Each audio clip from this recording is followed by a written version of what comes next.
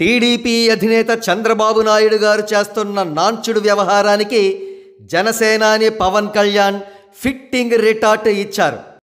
అసలు జనసేన పార్టీతో పొత్తే తమ పార్టీకి మహాభాగ్యం అని భావించి, ఇది తమ పార్టీకి ఒక పునర్జన్మ లాంటిదని తలచి జనసేన పార్టీ కోరినన్ని స్థానాలు కేటాయించవలసిన చంద్రబాబు నాయుడు గారు విషయాన్ని నాంచుతూ వచ్చారు. సీట్ల సర్దుబాటు వ్యవహారాన్ని ఒక కొలిక్కి తీసుకురాలేకపోయారు. దీనితో పవన్ కళ్యాణ్ గారే స్వయంగా రంగంలోకి దిగారు. ఆయన వైజాగ్ పర్యటన సంచలనాలు నమోదు చేసింది. ముందుగా అనకాపల్లి ఎంపీ స్థానానికి నాగబాబు గారి పేరును అనఫీషియల్గా ఖరారు చేశారు. అంతేకాక తాజాగా అందుతున్న సమాచారం ప్రకారం ఒక్క వైజాగ్ జిల్లాలోనే 6 స్థానాలకు సమన్వయకర్తలను నియమించారు.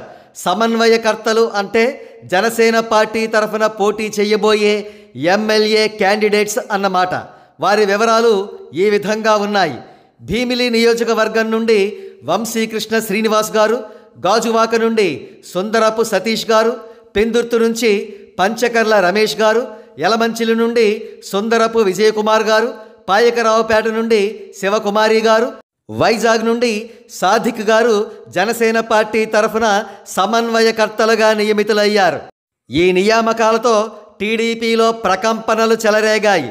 అవును మరి, గంటా శ్రీనివాసరావు వంటి ఉద్దండులందరూ పోటీ చేయదలుచుకున్న నియోజకవర్గాలు జనసేన పార్టీ సమన్వయకర్తల నియోజకవర్గాల్లో ఉన్నాయి. కాగా అనకాపల్లి నుండి కూడా జనసేన 3 లేదా 4 ఎమ్మెల్యే టికెట్స్ను ఆశిస్తోంది.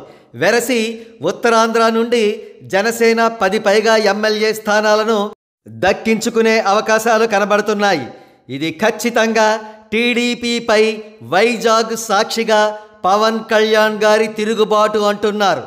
అంతేకాదు, రేపు జనసేనాని తూర్పుగోదావరి జిల్లాలో జనసేన పోటీ చెయ్యబోయే నియోజకవర్గాలకు సమన్వయకర్తల పేర్లను అనౌన్స్ చేసే అవకాశాలు కూడా ఉన్నాయంటున్నారు.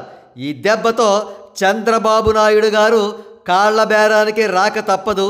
పొత్తుకు సంబంధించిన సీట్ల విషయం ఫైనలైజ్ చెయ్యక తప్పదు.